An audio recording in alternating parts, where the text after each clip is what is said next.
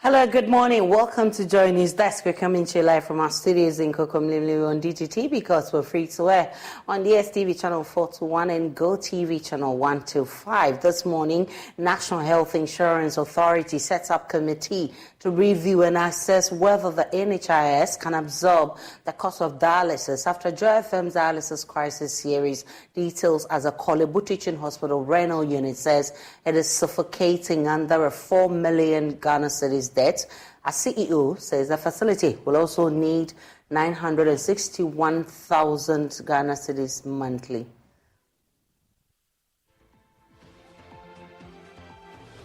Meanwhile, a 32-year-old kidney patient is asking for help to pay her medical bills. We have details shortly. And on economic issues, we will be taking you to the Ministry of Finance, where the Finance Minister will be addressing a news conference. Plus, we'll bring you the latest from the ongoing National Science and Maths quiz. All of this plus business coming up shortly.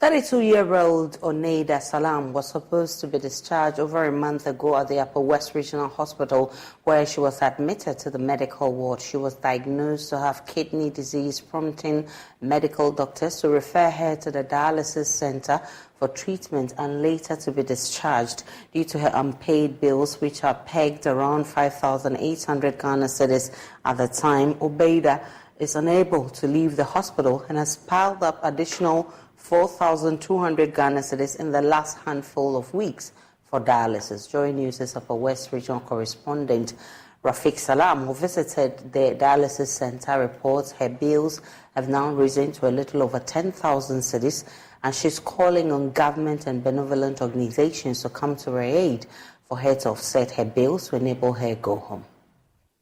In charge of the dialysis center of the Upper West Regional Hospital, Kurusa Daniel remove the veil on the myths surrounding dialysis. Especially within our community here, people think like when you are having a kidney problem and you are supposed to do dialysis, it's a death warrant. But it is not so.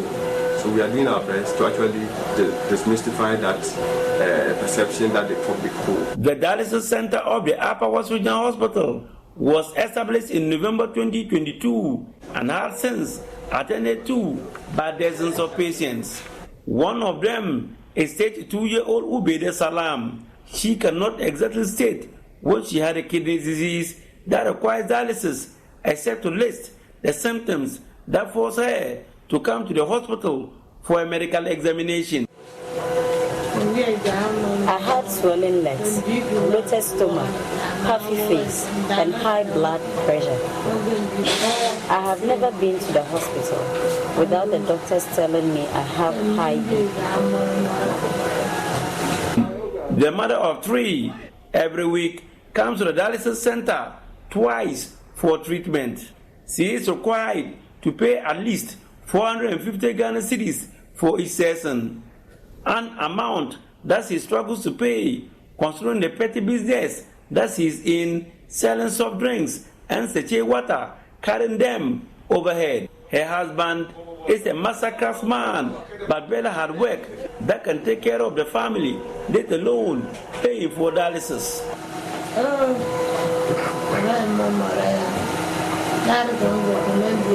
It is difficult for us to pay for the dialysis. Sometimes we owe them, and anytime we get the money, we pay back. Our being here is being taken care of by our blood relations. We are very poor. My husband cannot afford the 450 Ghana cedis. Without the support of my family, I would have been dead by now. Ubede was supposed to be discharged by the hospital a month ago so that she could come into the center for the dialysis. She is however unable because she cannot offset her medical bills. Her medical bills at the hospital is a little over 10,000 Ghana cedis, including the dialysis, who she has defaulted payment of 4,200 Ghana cedis. Because of the cost involved, so especially this woman, she's supposed to have gone home, I think last 2 months, and be coming for dialysis. But because of cost, they can't even offset the hospital bill at the ward level. So they are forced to be here and be coming for the dialysis till they pay the bill, then they go. So for her like this, it's the cost that is keeping her. If not, she would have been home and be coming for dialysis. Unemployed middle age, Mariam Yahya is a mother-in-law of Ubeda. She says they are at their wit ends and seem to exhaust all channels to enable them for the medical bills. We have nowhere to go for money again, and yet our bills are piling up. It is because we are unable to offset our bills. That is why we are still here. Our people have helped us a lot. Can we continue to go to them? Ubeda appeals to the government to consider adding dialysis to the list of medication on the National Health Insurance Scheme. Government should take a second look at our plight and include dialysis on NHIS. Medical Director of the Upper West Regional Hospital, Dr. Robert Amesia, however, wants a conversation of prevention of kidney diseases. I think prevention is always better than cure. People are selling all manner of concoctions that people consume. Some are very toxic to the kidneys. What about that? So it's emotional to have people who are suffering, that are struggling to get help. But how do we prevent people from getting to that state? Because if we don't prevent, we thought we didn't have enough patients who would have been requiring dialysis until we started our center. And we realized that even the 3 machines that we have are not adequate. It means that what we're even seeing is a tip of the iceberg. So this issue of affordability, we need to resituate it well. If everything is provided and you are able to do it for free, why not? For now, patients undergoing dialysis at the hospital can only be grateful to the hospital for having such a facility which their survival hinges on. They are, however, pressing on the government to, in the future, be able to work through the jigsaw puzzle to make the financing of dialysis treatment free in the country. Reporting for JoyNews, Rafik Salam. Wow. Well, speakers during the JoyNews Thought Leadership event held in our studios yesterday, Presidential Advisor on Health, Dr. Anthony Nsiah-Sarri, revealed that National Health Insurance Authority has set up a committee to review and assess whether the NHIS can absorb the cost of dialysis, and that was corroborated by Director of Corporate Affairs at the National Health Insurance Authority, Oswald Mensah, at the same event that brought together all stakeholders.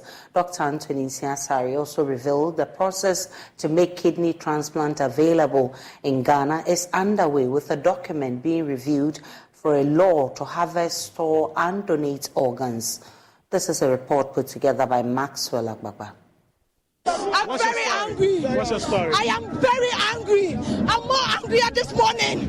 People are dying each day. The dialysis machine in Kolebu got... Voice of activist Nasiba Bauer at a protest demanding a reduction in the cost of dialysis treatment after the Kolebu Teaching Hospital increased the cost from 380 cedis to 765 Ghana cedis.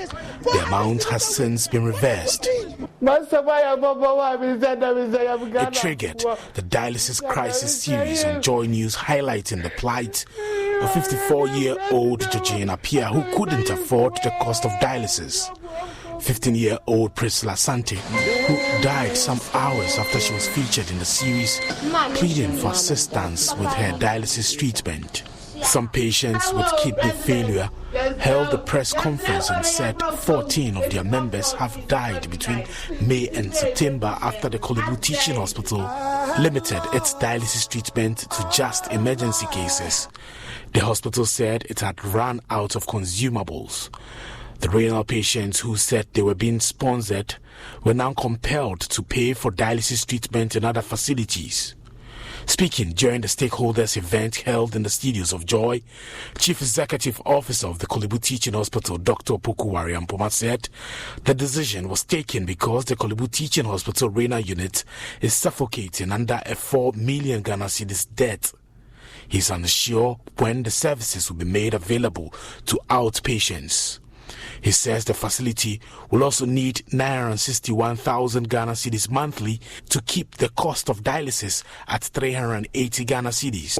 We are now engaged with government, with the ministry, with other stakeholders to see how quickly we can, find the resources to advance. Because at the moment we are sitting in a 4 million cedi hole. If we are to operate at our current capacity, which is about 2,000 dialysis sessions every month, then it means that we are going to accumulate about 961,000 cedis of debt every month, in addition to the 4 million cedis that we have already. So this is financially unsustainable. You can't tell when exactly the OPD will be opened. Yes, exactly. You can't tell. I can't. Yes. Okay. So it's 4 million. We have a 4 million deficit. Okay. And then if you are to run at full capacity, we will need about 961,000 cedis subsidy every month to be able to maintain the current prices. Presidential Advisor on Health, Dr. Anthony Nsiansari, says steps have been taken to settle the debt. We are waiting for what they are supposed to bring and then to be worked on as quickly as possible. The money is supposed to be provided by the Ministry of Finance, isn't it? Yes. Yeah. Okay. So Dr. Mpoma has to put everything that he is doing, that is being asked to do, as quickly as possible in place. If I were him, I will use 24 hours to put everything in place and present it. Yeah, so they'll present it. You've already presented. And no, you're free to talk because this is direct. I've told him what to do. Yeah. And then quickly, I'm sure I know what normally such things are very dear to the heart of the authorities, and it will be done. Kidney failure patient Kojo Bafwahinkra says most of his colleagues feel they are a burden on society, with friends deliberately not answering their calls. Now we are becoming a burden to the society.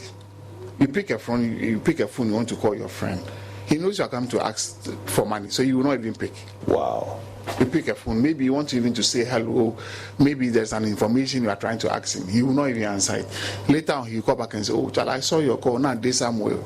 It's not true, because he knew you are coming to ask money. And it's true. When you call the person, it's money. President of the Ghana Kidney Association, Professor Samson Enchi, says all children with end-stage kidney in Ghana die. He says immediate dialogue and action is needed to make dialysis accessible and affordable to all. When it comes to children, it's pathetic because we don't have any facility for children. And where I practice, for all these years, any child who gets to the end-stage kidney disease dies. And the number is quite huge. But there are many more who also pass in our health facilities. All the children die. And many adults can also initiate it. So the second problem has been the cost of treating kidney failure. It is so expensive that we should not allow people to pay out of their pockets. What we see in Confanoche, take note of this statistics, it's quite startling statistics. We see every year between 25 to 40 children who come with end-stage kidney disease, and they will all die because, of course, we don't even talk about initiating chronic dialysis. Former General Secretary of the Ghana Medical Association, Dr. Titus Bayu, wants dialysis treatment to be made free. If we are looking at it, I think ultimately dialysis must be free. And we have to have a funding mechanism. My other submission on this is that if you look at the kidney situation we are discussing, the prevalence of chronic kidney disease, about 17% in Ghana, means that this condition is even more prevalent than HIV. Has it gotten the needed attention like HIV? So we need perhaps a separate entity, maybe a National Kidney Health Authority or a chronic diseases or non-communicable diseases authority to engage in surveillance for these conditions, proper research on the etiology. Director of Corporate Affairs at the National Health Insurance Authority, Oswald Mensah, says the NHIE has set up a committee to review and assess whether the NHIS can absorb the cost of dialysis after Joy FM's Dialysis Crisis series. As it stands today, there's conversations, and this has started, of course, based on your documentary. Even at the NHI level, the board is discussing, there's a committee that has been set up to have these conversations about dialysis, its implications, if NHI can do anything about it, and most importantly, make recommendations for the policymakers. And I'm happy Senior says there's a lot happening in that space. The Ministry of Health drives policy in our landscape. So whatever recommendations that the board will come up with will be passed on to the ministry and the policymakers for a direction on where we... And did you say that a committee has now been set up to review and consider whether you can afford to take the dialysis cost? Is that what it is? Yes. Okay. Before NHI can take on any disease condition, we must do actual studies. Presidential Advisor on Health, Dr. Anthony Siasari, revealed the process to make kidney transplant available in Ghana is underway, with a document being reviewed for a law on the harvesting, storage and donation of organs. There's a document which is being reviewed so that we have a law. It's very, very important. It has to go through cabinet for cabinet approval and then move to parliament for parliamentary approval, and the president will assent to it, so that we can harvest the organ, we can store the organ, and also donate the organ. It's not only for kidney, because even for the in vitro fertilization that they are doing, it's a tissue. Skin from other person to another person is a tissue. So all these things should be backed by law. And that is what is going on. And as I said, I'm very key, he is very key, everybody is key. The Ghana Kidney Association, the Ghana Ophthalmological Association, and then even the Plastic Surgery Association and the IVF team are all on us, and some of us have taken up as our, because I'm a doctor, first and foremost, that this thing should be done and done as quickly as possible. And then, as he rightly, as the Dr. Ampuma said also, we are building the capacity of our surgeons. Actually, kidney transplant is one of the most not so complicated things that we can do, as any surgeon can do. And we know that there's also a urology unit which is almost completed at Kolebu. It will be part of the place where we can have also renal transplant done, and to train our doctors and our nurses and all the health workers to go into that type of field. We are working on that. I know that there's a document which is being looked at the moment.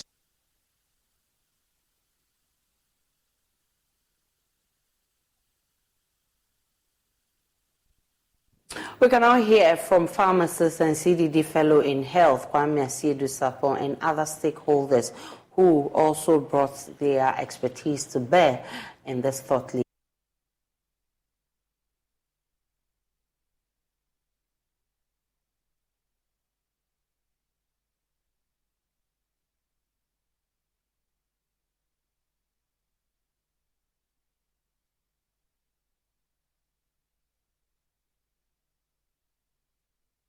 Cerebral palsy is a group of disorders impacting movement and posture that deserves recognition, not only for its prevalence, but also for the resilience and achievements of those living with it and the people working to make life easier for them. As part of observation of the day, JoyNews Upper East correspondent Albert Story tells the story of the Cerebral Palsy Center set up by Africates Ghana to help make life easier for children who have the condition and their parents.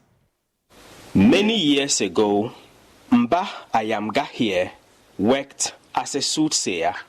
Part of his job was to use divinations to tell whether a child born with deformities was a spirit or not. If such a child was found to be a spirit child, Ayamga would tell the parents what to do with him or her. He had several other colleagues who did a similar job in many different parts of the Upper East region. It is known that such children were often administered concoctions that would kill them if they were spirits. And if they were not, they survived after being force-fed with the concoction. But a lot of times, the infants died because studies later showed that the concoctions were poisonous and could kill even adults. Ayamga says his own divinations never involved killing the children or administering any potions to them. Rather, a ritual was performed at his shrine in the hope that these infants would be exorcised of the spirits and their deformities reversed. I never give them anything to drink. The requirement here in my shrine was for sacrifices to be made. So, some chickens, a goat, food and drinks will be provided for the rituals. We all eat the food and peace returns to the home. The truth is, these children are never spirits to begin with. They are just children born with cerebral palsy. Cerebral palsy encompasses a number of disorders that affect a person's ability to move and maintain balance or posture. This has to do with the brain, and it is common in children. No spiritual ritual can reverse the condition. There is no cure for it, but treatment can help improve the lives of affected persons, especially if the treatment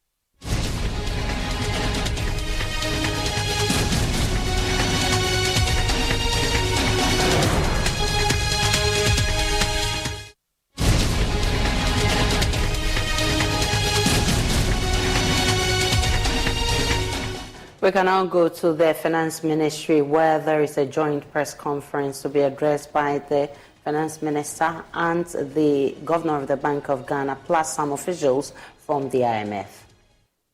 We have reached a staff-level agreement on the first review of the program. Let me add that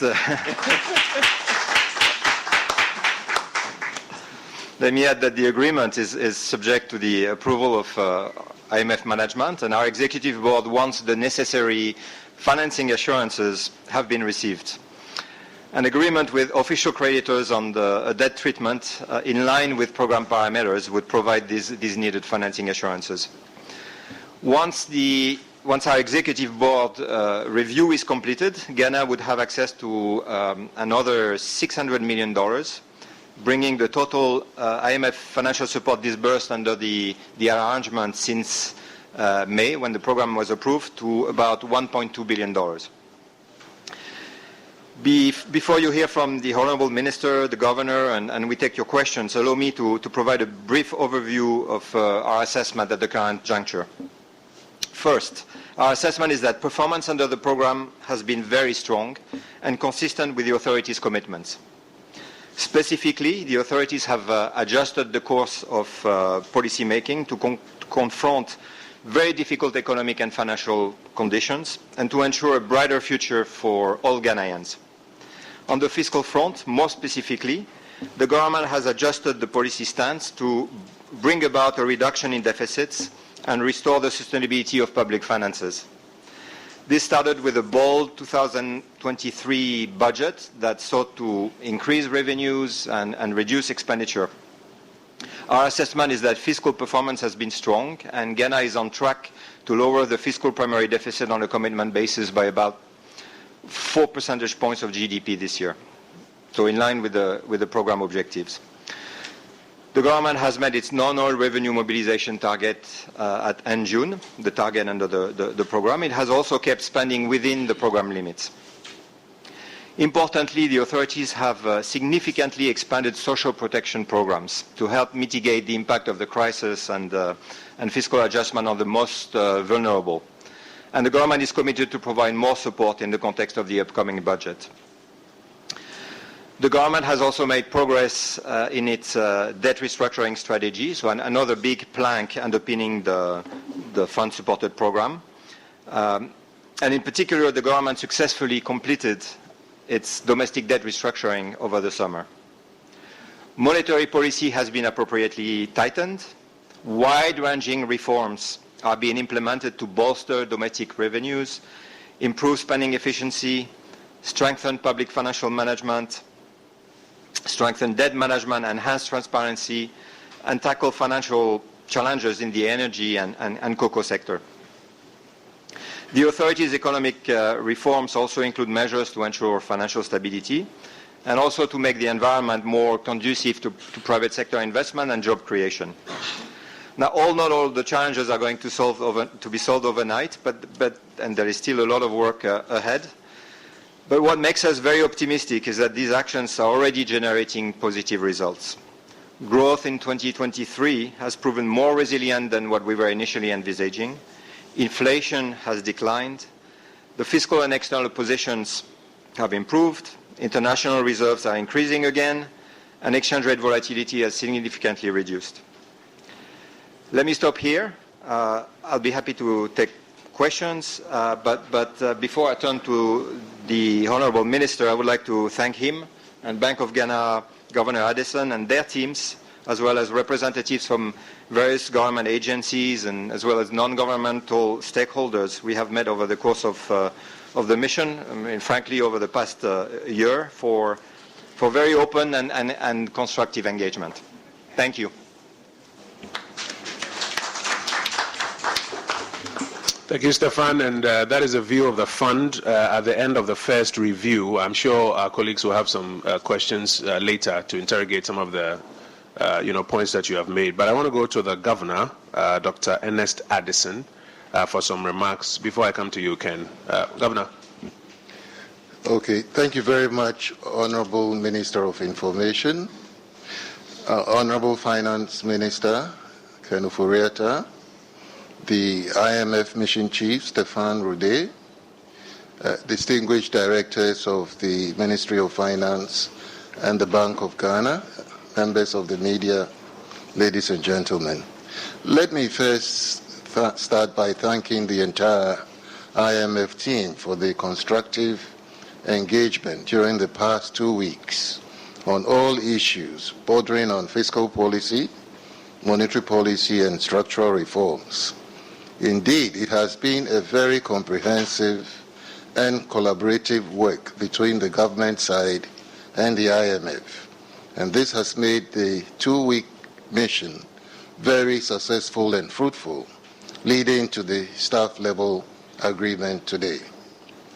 We have all established that the very decisive measures put in place by the government and the Bank of Ghana have started yielding results, signaling a faster than expected turnaround, which needs to be sustained as we reset the economy. More specifically, non-food inflation has dropped significantly by 19 percentage points. Food inflation has also come down by about 8 percentage points.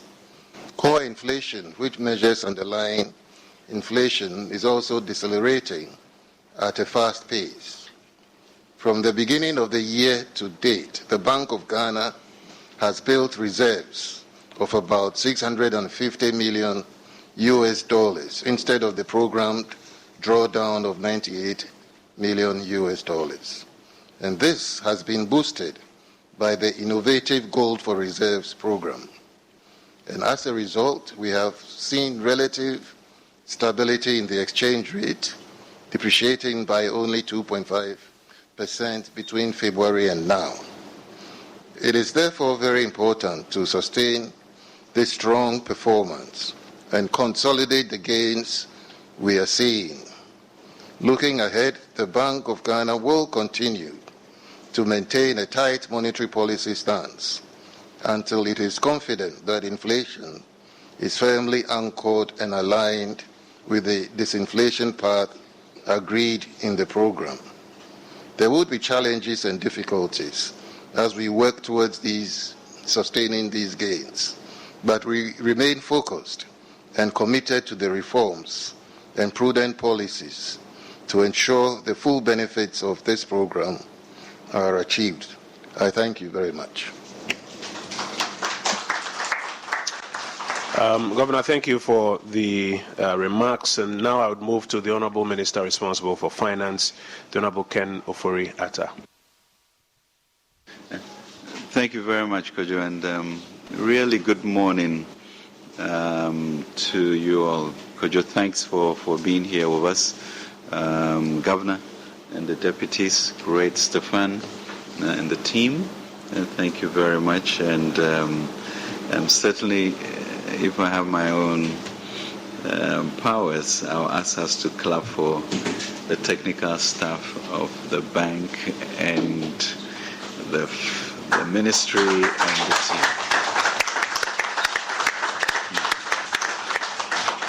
Yeah. So, ladies and gentlemen of the media, and really also to thank you for honoring this invitation.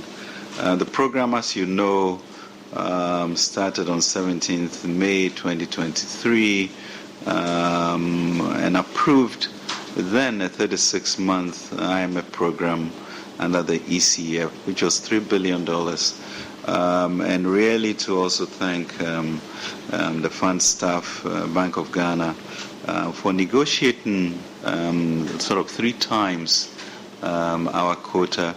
When you look at a country like Egypt, also at 3 billion of a much bigger GDP, and Tunisia at about 1 point something, you realize the extent to which the fund staff worked to give us this very needed space. And also the negotiations which ended up with front-loading, such that, God willing, by November, we actually would then have released 1.2 billion of the 3 billion effective in that. So truly a lot of work has gone into this to give Ghana the opportunity to stabilize much faster. And this all hinged on the fact that Cabinet moved us very quickly to prepare the PCPEC program, which then underpinned the work that the fund also had to do. So I'm pleased to announce that the progress that we sought to achieve is very, very much on course. The stability that the Ghanaian economy was very much in need of has been achieved. We said we have turned the corner. And the major economic indicators such as inflation, as Governor mentioned, the exchange rate continues to drop and stabilize, and there's confidence returning in the economy. I'm happy to confirm that Ghana has just completed its first review of the IMF program, as Stefan has announced. The first review, had key deliverables, including the 6 performance criteria, the 3 indicative targets, and the 3 structural benchmarks that were due at the end of June 2023. So you can imagine the work and the anxiety, the speed with which people have worked, even as we also try to manage demonstrations in the middle of that. But we are all good and we are in good order. So assessment of the progress at meeting program targets also due by end September 2023 and end December 2023, and discussions on the policy framework for 2024. So while we await the fund staff to present the full assessment of the targets, I think we are now in a very strong position to look ahead into the future and give all stakeholders the confidence that is needed to support the country. So that's the backdrop. But in all of this, as you know, we really want to give gratitude to the Almighty God for providing the needed guidance to both the government, the fund staff, and all of us to be here today. And we are very, very appreciative of what the Lord is doing for us in our economy as a country, and we believe He will perfect it to its logical conclusion. Let me also thank His Excellency the President for his continued leadership and direction through this period, and also the Vice President. And this is not really hackneyed. Cabinet has had to meet out of turn. We've had to have various EMT meetings, and so their engagement has been very important, and a commitment to make sure that the President himself is driving it with the energy that is required in this circumstance. And we can't take it for granted, because we do have a clear view of what's happened in Chad or Zambia or Sri Lanka, Egypt, Tunisia, and we know that something different is happening here. And therefore the leadership of all of these people we've mentioned are important. Expressing our appreciation to the IMF in general, and particularly also to the Managing Director, Kristalina, Stephen Roder, IMF Mission Chief to Ghana, and his team, for their continued commitment to Ghana as we work to navigate our temporary crisis. I also have really would like to thank the sector ministers and staff of the MMDAs, the CSO financial sector, and the private sector players whose consultation during this process succeeded in reaching this positive outcome. And for me here, I'll say my Linus blankets of Minister Amin and Deputy Minister Abina and Deputy Minister John. And it's beyond the work they do. It's also they being parliamentarians, and if I feel I'm overwhelmed, I wonder how they manage to do both. So sincere thanks for that support, the sacrifice and the hard work that is being shown at the ministry. So a lot of hard work indeed has gone into it, and it's a really significant milestone. I believe we might be sort of in recent times the fastest to get to this first review in 5 months, and as we steadily make progress toward the approval of the first review, there's still some work to be done through November, and I'm sure we'll rise up to that occasion. But we have also, beyond the quantitative performance,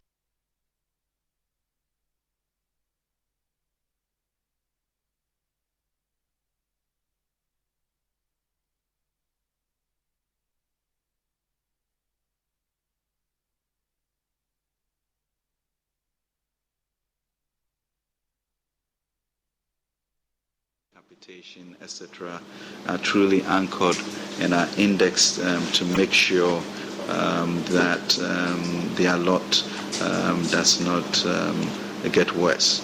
And we also have agreed to increase this to about 2.5 million people in short order, moving from 350,000 households to 450,000 households going forward. So a strategy on reviewing the earmark funds, we have that in the medium-term revenue strategy. Performance for non-oil, Stefan mentioned, have been impressive this first half of the year, and we should continue with that. We also have an affirmative action bill, social protection bill, EPA bill, all approved, so that the empowerment of women and protecting the poor and vulnerable will be front and center to the work that we are doing. So it's important to note, though, that the SLA is only one aspect of the approval process. We have a few milestones to cross to secure board approval between now and November. Notably, of course, is the agreement and a memorandum of understanding that we need to secure with the official creditor committee, the Paris Club. We're optimistic that once again our bilateral creditors will deliver the MOU in time for our board in November as we continue our engagements, which will continue to be positive. So let me also take the opportunity to thank the OCC for delivering the financial assurances in May, which has brought us this far. We also are making progress in our engagements with the Eurobond holders and commercial lenders, and we hope to pursue this in our trip to Marrakesh for the World Bank annual meetings, and hopefully by year end we should be able to secure that. So generally the macroeconomic environment continues to show strong signs of stability and recovery as government implements the IMF-supported PCPEC program. Based on available data from year to date, GDP growth has rebounded strongly, averaging 3.2% in the first 2 quarters compared to 3% the same period in 2022, mainly on the back of growth in services and in agriculture. The average growth of 3.2% for quarter 1 and quarter 2 is higher than the 2023 revised growth target of 1.5%. So we are doing well. The latest price development in August 2023 also indicated a fall in headline inflation after consecutive upward trends since May 2023, and it dropped to 40.1%. And as the governor mentioned, we are looking very strongly at this to ensure that food prices come down. The Ghana cedi has remained relatively stable from the beginning of the year to date, depreciating cumulatively by 23.5% over that period. But that really is essentially a huge jump in January, and basically since February to date, about 2.5%, creating the type of stability that is required for businesses and for confidence to be built up. So the depreciation over this period, February to now, is only 3.1%. On the fiscal front, the primary balance on commitment basis for half year 2023 was a surplus of about 2 billion compared to a target of 4 billion, driven in part by strong non-oil domestic revenues and rationalized spending. Non-oil public revenue for the period was 50.1 billion compared to program target of 49.8 billion. The MPC, of course, governor maintained the 30%, and international crude prices, had its own effect. Adjustment for utility tariffs remain a risk that we are going to maintain. And as you know, we spend considerable amounts on the IPPs, but to ensure that energy is not a problem, the lights have been kept on and there are no queues. Gross international reserves continue to be built up, as the governor has mentioned. On the debt restructuring front, we successfully concluded the remaining 3 crucial debt exchanges, marking the completion of the comprehensive Ghana domestic debt exchange program. And let me reiterate, marking the completion of the Ghana domestic debt exchange program. I think we've done extremely well. The 3 concluded debt exchanges included the US-denominated local bonds of $742 million. Participation rate was 91.7%. The cocoa bills, 7.7 billion, with participation rate of 97.4%. And of course, the pension funds holdings of treasury bonds of 29.6 billion with a participation rate of 95.3%. And really would like to thank Labour and the trustees for very cordial relationship to get to a good end. We also, as you know, on August 22nd, settled some 2.5 billion of coupon payments, the largest in our history. An additional 2 billion was also paid to the pension trustees and 274 million on Esla and Dachi on 5th September 2023. Looking forward to be ready in February next year for the second payment. As I mentioned, paid almost $500 million to IPPs and fuel suppliers as support from the Ministry of Finance to keep our lights on. So notwithstanding all of these uncertainties around the global economic recovery, we are confident that we are on the right path and therefore optimistic about the future. Already the economy is responding positively, strongly to the news of the GOG and IMF reaching an SLA agreement for the first review, and we are eager to leverage this momentum to the very moment when the fund and executive board approves the first review in November. We're also grateful to the IMF, the World Bank, the FDB, other multilateral lenders, all our bilateral partners, and the good people of Ghana for their support as we make steady and strong progress out of this temporary difficulty, through which many countries around the world are also working their way forward. But I think a distinct part of the Ghana program is whether we can continue as a nation to speak one language, because it is clear that when we work together, there's nothing that we imagine that will not be possible. And that's really the encouragement that I have. This is a moment in our history where we must strive to do what is good for each other, and we are confident that we will get there. So new things are being done. Even in this difficult wilderness, we can see that our rains, our rivers are doing well, and that the palms that we have would also thrive. So we are confident that we will work this through together as one people, restore our macroeconomic stability, promote robust and inclusive growth. We have done it before, we can do it again, and really what the Lord has started, I think He would perfect, as in Philippines 1:6. Thank you very much indeed.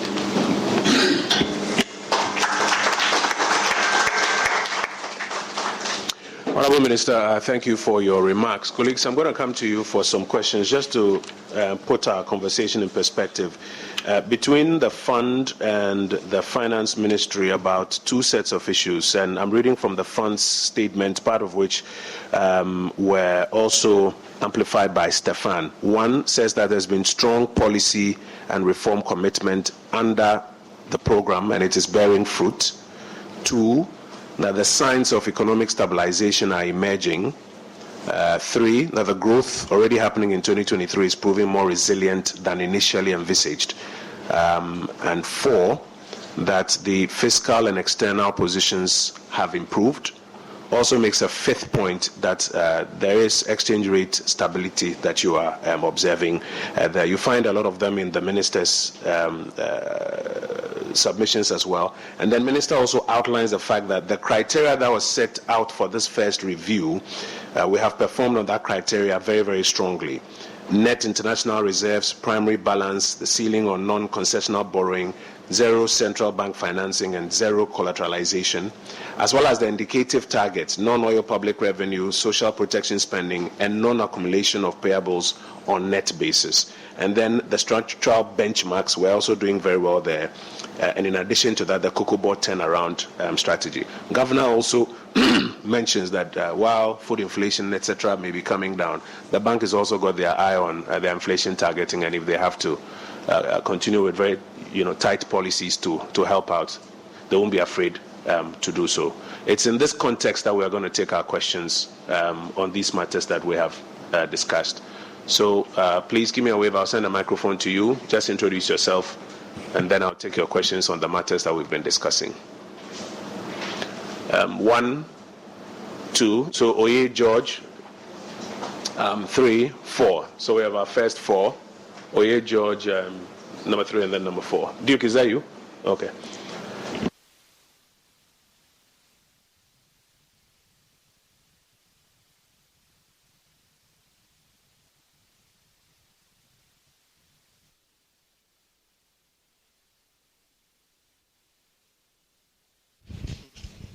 Thank you very much. My name is Nanoye Ankra. I work with Asasi Radio.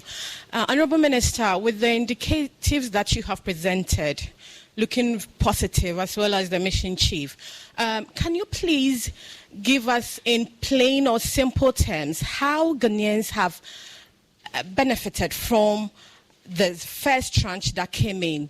And then if you can also give us some key sectors that the second tranche, if approved, will the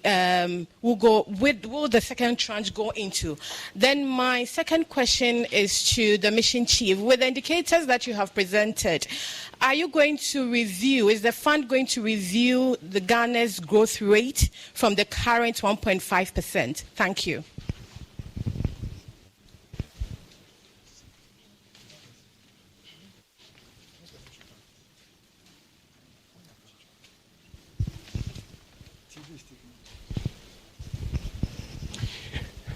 My name is George Rafi from Joy FM, Joy News. My first question is to the mission chief. In your first visit, you spoke about seeing signs of recovery. Do I get from you now that it has been elevated to signs of stability?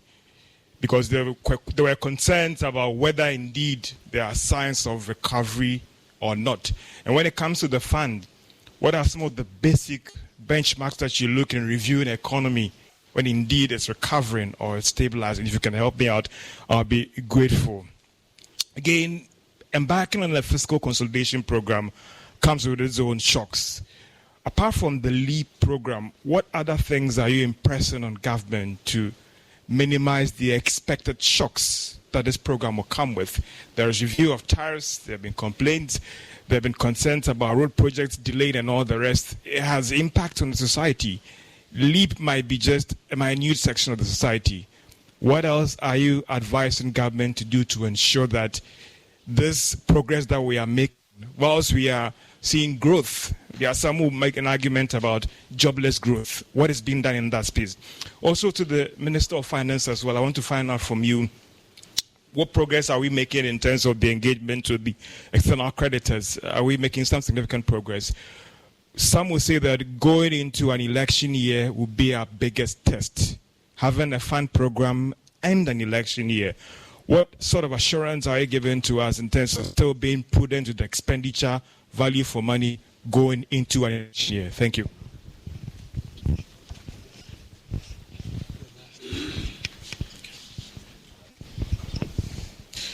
Thank you. My name is Duke Menson Poko. I work with TV3. My first... Yes, okay, thank you. Question to the mission chief.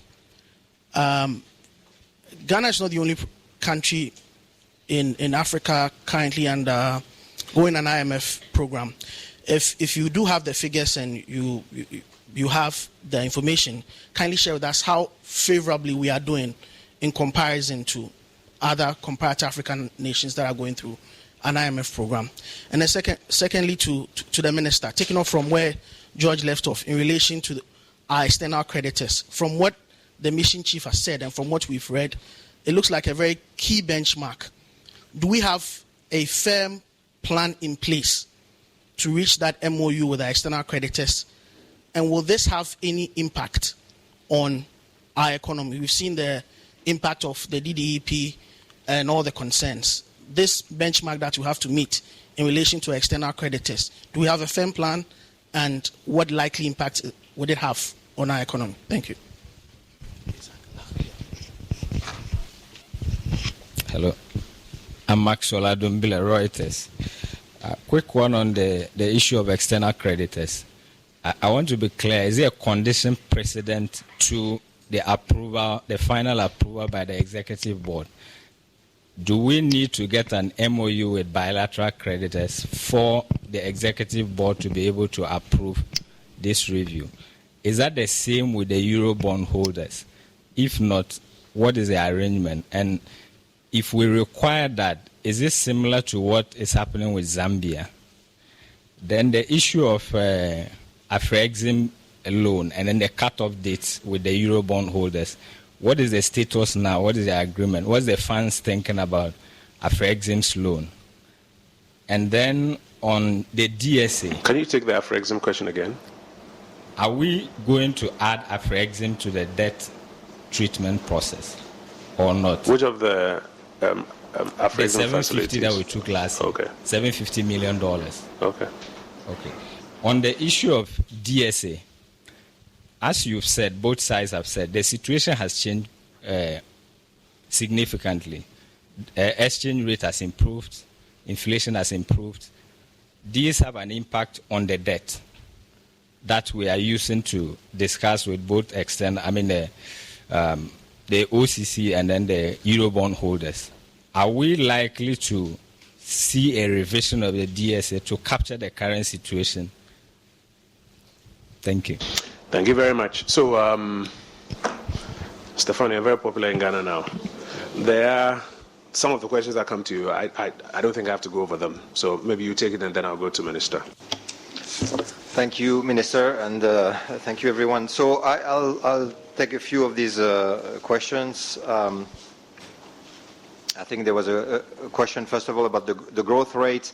Our intention is not to get into the very details of the changes in projections at the current juncture, because we need to finalize everything, the assessment, and then to present it to the board. But just to give you a little bit of a perspective on where we are and how we are looking at things, the Minister mentioned that the growth performance in the first half was of the order of slightly north of 3% growth.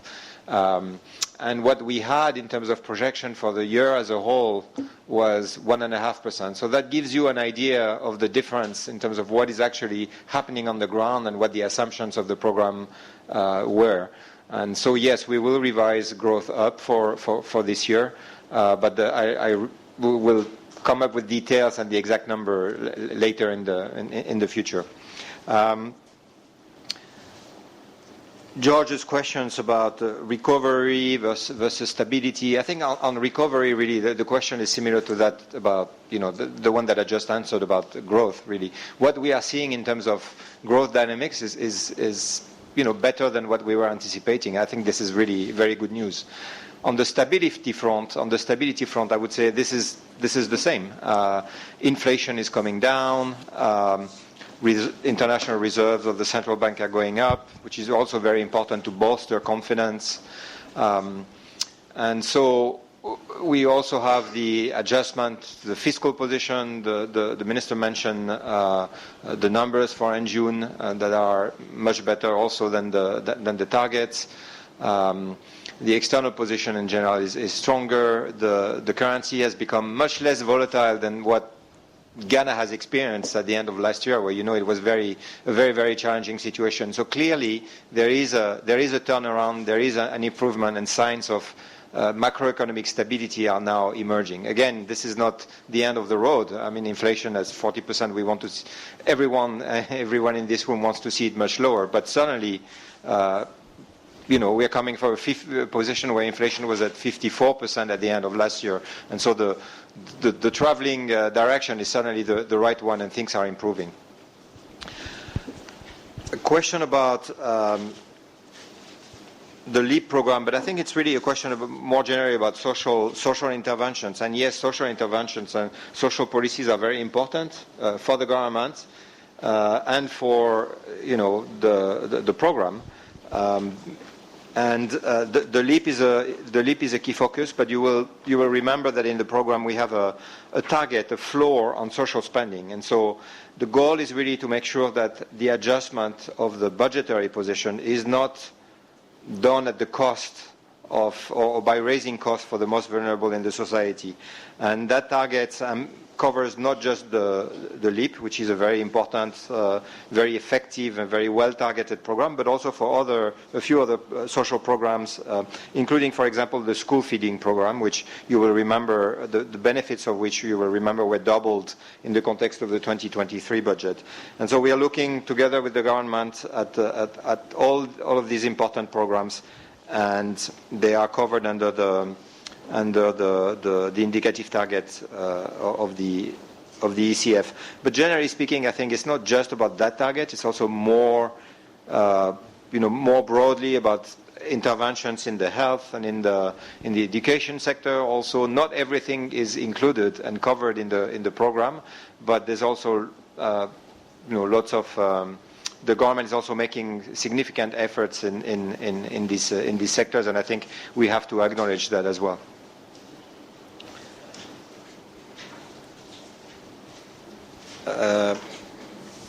Maybe just a reaction to the question on the use of the fund. I think the minister can say much more, but of course IMF funding has two purposes in the current environment. One is to help the central bank rebuild its reserve buffers, and the other one is to help the government finance itself at a time when the situation is quite difficult, especially when debt is being restructured. And so I think you have to think of it more from the macro angle as opposed to from an angle of IMF money financing specific programs. It's really about rebuilding reserves and allowing the government to function properly in general, not necessarily just for specific programs. On external creditors and what is needed from the IMF's perspective for us to be able to proceed with the board meeting. We mentioned it several times. We refer to it in the press in the press release. What is really needed at this stage is what we call financing assurances. The nature of those financing assurances, you will remember at the time of the program approval, was a general commitment from the official creditors to provide relief consistent with the program parameters. We are now at the first review and we need progress, and so we're moving from a general commitment to a specific credit commitment on the terms, specific terms of the debt restructuring. And so what is needed at this stage is an agreement between the government and the OCC on those specific terms. For the external commercial creditors, based on the IMF policies, what is needed, it remains the same than what was needed at the time of the program approval, and it's just making sure that there is progress in the sense that the government continues to make good faith efforts with those external commercial creditors to reach to achieve a debt restructuring agreement that will be also consistent with the program parameters. And then finally, I won't comment on Afrexim because this is, as you know, I think I have explained that.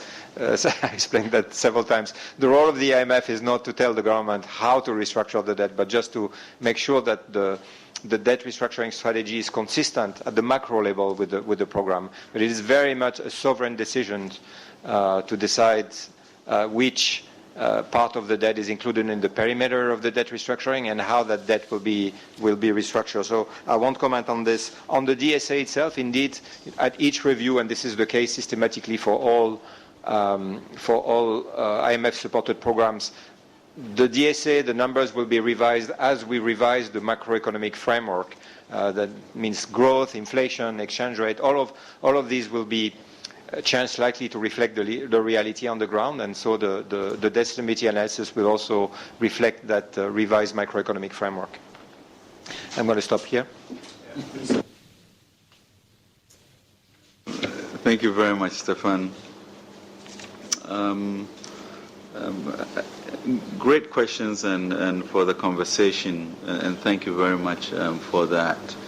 I think the challenge, for all of us in this very difficult time is to be able to get to some equilibrium where we don't really take things for granted, in terms of the lights being on, the amount of money we've spent in that sector to make sure that life goes on as uninterrupted as possible. And then, as Stefan mentioned, a keen eye on the social interventions to make sure that we index it and that we intervene at the right levels. So the indexation and